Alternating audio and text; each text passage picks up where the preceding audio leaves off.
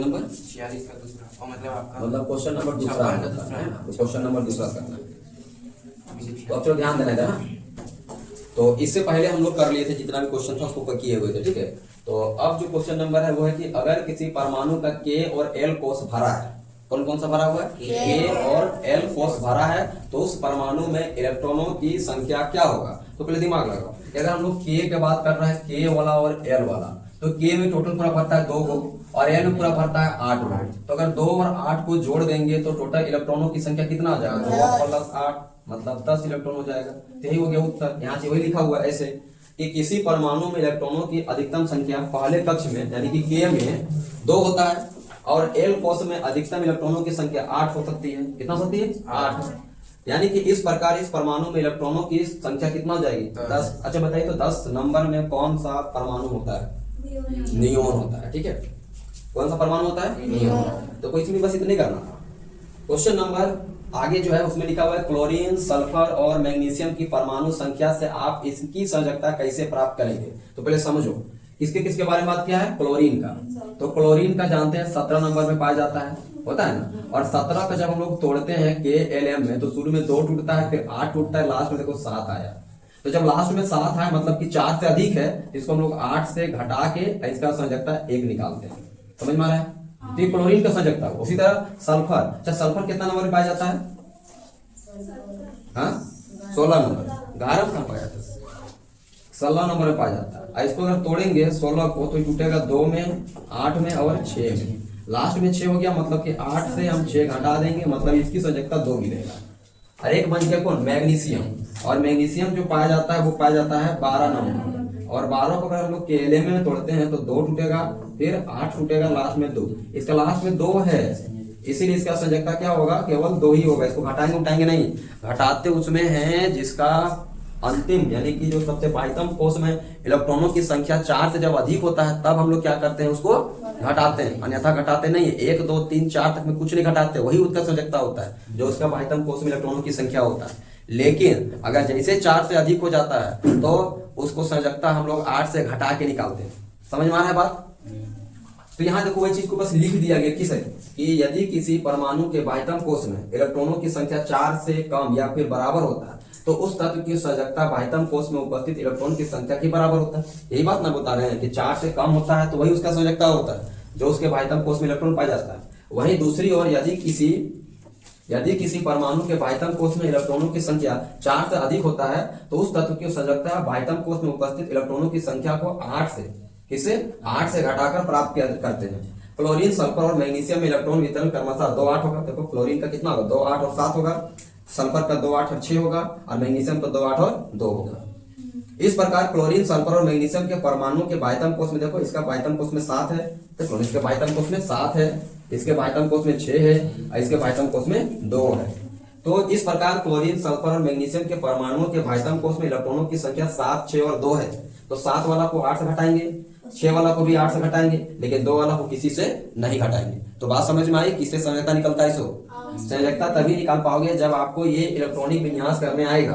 और इलेक्ट्रॉनिक विन्यास करना बहुत आसान है, बहुत टफ नहीं है, ठीक है। सब जो हम लोग तोड़ते हैं KLM में सबका अपना अपना क्षमता होता है, सभी सेल का अपना अपना क्षमता होता है। उसको क्षमता को निकालते हैं हम लोग 2n² से। लेकिन बोर बड़ी स्कीम के आधार पर हम लोग क्या करते हैं, पूरा नहीं भरते। ऐसा नहीं कि 2 है या 8 या 18 का, नहीं ऐसा नहीं भरते। हम लोग कोशिश करते हैं कि भाई सामने वाला को भी कुछ दे लेना है। जब हम लोग 18 से आगे जाओगे तब 18 तक में कोई दिक्कत नहीं होता, आराम से आप तोड़ सकते हो, ठीक है।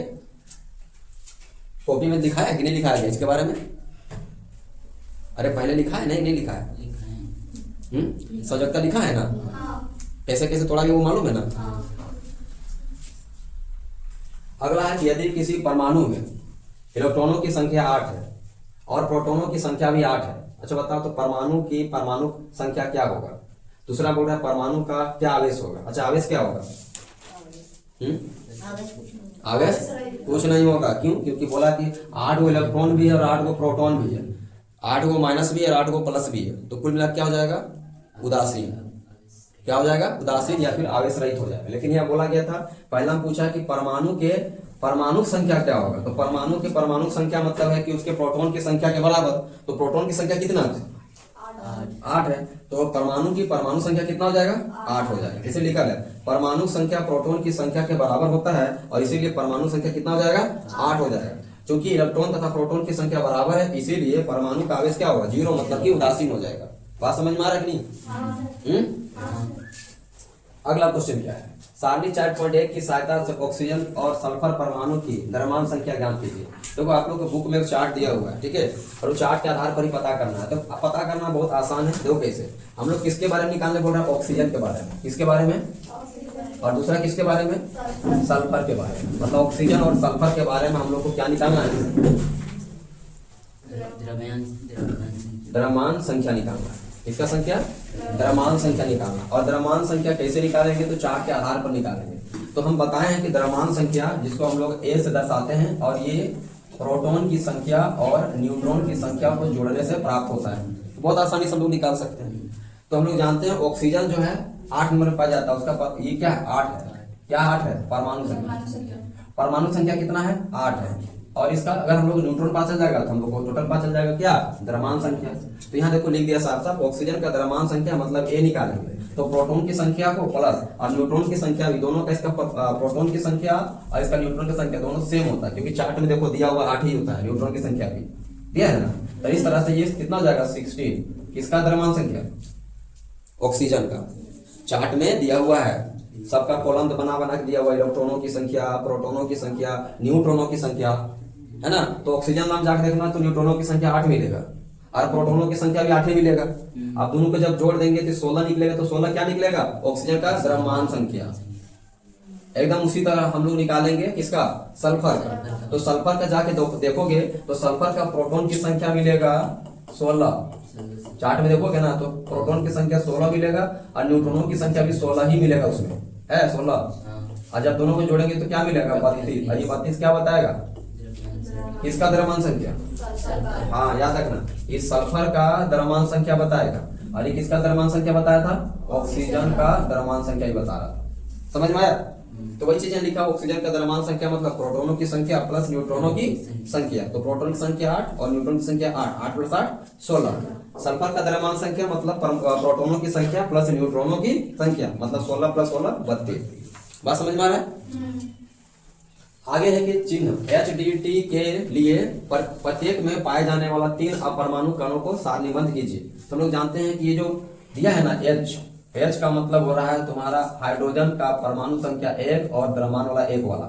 फिर एक होता है, हम लोग जानते हैं कि जिसका हाइड्रोजन का परमाणु संख्या तो 1 ही होता है, लेकिन द्रव्यमान संख्या 2 लगता है, जिसको हम लोग बोलते हैं हाइड्रोजन का समस्थानिक। एक था कि हाइड्रोजन का परमाणु संख्या 1 होता है लेकिन द्रव्यमान संख्या 3 होता है, और इसी का नाम दिया गया। H का मतलब ये, D का मतलब ये और T का मतलब ये। इसको पढ़ते हैं हम लोग प्रोटियम, ड्यूटेरियम और ट्राइटियम। क्या क्या पढ़ते हैं? प्रोटियम, ड्यूटेरियम और ट्राइटियम। अब इसी के बारे में बताया गया। देखो चिन्ह HDT लिख दिया।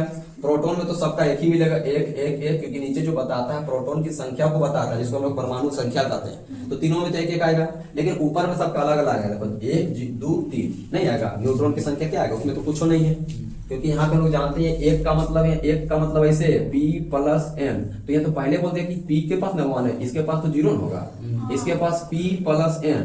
इसका मतलब इसका P का पास तो 1 फिक्स है, इसका मतलब इसमें 1 आएगा न्यूट्रॉन। इसका P + N है तो P तो 1 हो गया है, तो 3 गो में से 1 चला गया, तो यहाँ से कितना बचा? न्यूट्रॉन 2। इसका मतलब इसमें न्यूट्रॉन की संख्या 0 मिलेगा, इसमें न्यूट्रॉन की संख्या 1, इसमें न्यूट्रॉन की संख्या 2। आप देख सकते हो यहाँ, है ना, 0 1 और 2 दिख रहा है। अब आगे कहता है इलेक्ट्रॉनों की संख्या। तो ध्यान देना, जितना प्रोटॉनों की संख्या होता है वही इलेक्ट्रॉनों की संख्या होता है। समझ रहे हो ना? जो प्रोटॉनों की संख्या होता है वही इलेक्ट्रॉनों की संख्या होता है। प्रोटॉन की संख्या और इलेक्ट्रॉन की संख्या हमेशा बराबर होता है। अब है कि समस्थानिक और संभारित के किसी एक युग्म का इलेक्ट्रॉन विन्यास करना है। बहुत आसान है। हम लोग पढ़े समस्थानिक के बारे में, कार्बन के समस्थानिक। तो कार्बन के समस्थानिक की बात करते हैं तो इसका परमाणु संख्या तो सेम ना होता है। समस्थानिक में क्या अलग होता है? परमाणु द्रव्यमान अलग अलग होता है। तो समस्थानिक है जिसके इलेक्ट्रॉन विन्यास करेंगे, तो हम लोग जानते हैं परमाणु संख्या 6 है, तो इलेक्ट्रॉन विन्यास करेंगे तो क्या निकलेगा? 2 और 4। है ना, जो कि एक समान होगा, दोनों में तो समान होगा। लेकिन अगर हम लोग समभारित की बात करते हैं जिसका परमाणु संख्या अलग अलग होता है लेकिन द्रव्यमान संख्या सेम होता है, तो जब हम लोग इलेक्ट्रॉनिक विन्यास करते हैं तो परमाणु संख्या ना करते हैं, तो परमाणु संख्या का करते हैं 10 और 11, तो अलग अलग यहाँ मिलेगा। 10 का मिलेगा 2 और 8 और 11 का मिलेगा 2 8 और 1, है कि नहीं। तो क्या ये दोनों का दोनों का जो इलेक्ट्रॉनिक विन्यास सेम है? नहीं सेम है, इसलिए बोलता है जिनके इलेक्ट्रॉनिक विन्यास जो है अलग अलग होते हैं, मतलब समभारित में इलेक्ट्रॉनिक विन्यास जो होगा तत्वों का वो अलग अलग होगा और समस्थानिक में इलेक्ट्रॉनिक विन्यास जो होगा वो एक समान होगा। समझ पा रहे हो? ऐसा इसीलिए ना क्योंकि समभारित में अलग अलग तत्व आता है और समस्थानिक में सेम तत्व रहता है। अब सेम तत्व है तो परमाणु संख्या तो सेम रहेगा और यह तत्व ही अलग अलग है। ये नियोन है, सोडियम है ना, ये सोडियम होना चाहिए, ये नहीं है ना, ये सोडियम है। तो अगर ये एनी है, ये सोडियम है, तो दोनों का जो परमाणु संख्या होगा वो क्या होगा? यहाँ पे तत्व अलग अलग होता है और परमाणु संख्या ऑटोमेटिक अलग अलग हो जाएगा। अगर परमाणु संख्या अलग अलग हो गया तो फिर इलेक्ट्रॉनिक विन्यास में तो नंबर अलग अलग आएगा, क्योंकि 10 है तोड़ेंगे 2 और 8 में, ये 11 है इसको तोड़ेंगे 2 8 और 1 में। बात समझ में आ रहा है? तो यही हम लोग का क्या है, समस्थानिक, और ये हम लोग का क्या है, समभारित। ये समस्थानिक के बारे में बताया गया है और यहाँ क्या बताया गया, समभारित के बारे में बताया गया। और इसका इलेक्ट्रॉनिक विन्यास एक उदाहरण के तौर पर बताया 2 और 4, इसका बताया नियोन का 2 8 और सोडियम का 2 8 1। ठीक है, अब इसके आगे फिर अगला दिन कर देंगे, फिलहाल यहाँ तक क्लास ऐसे लिखूंगा। एकदम तो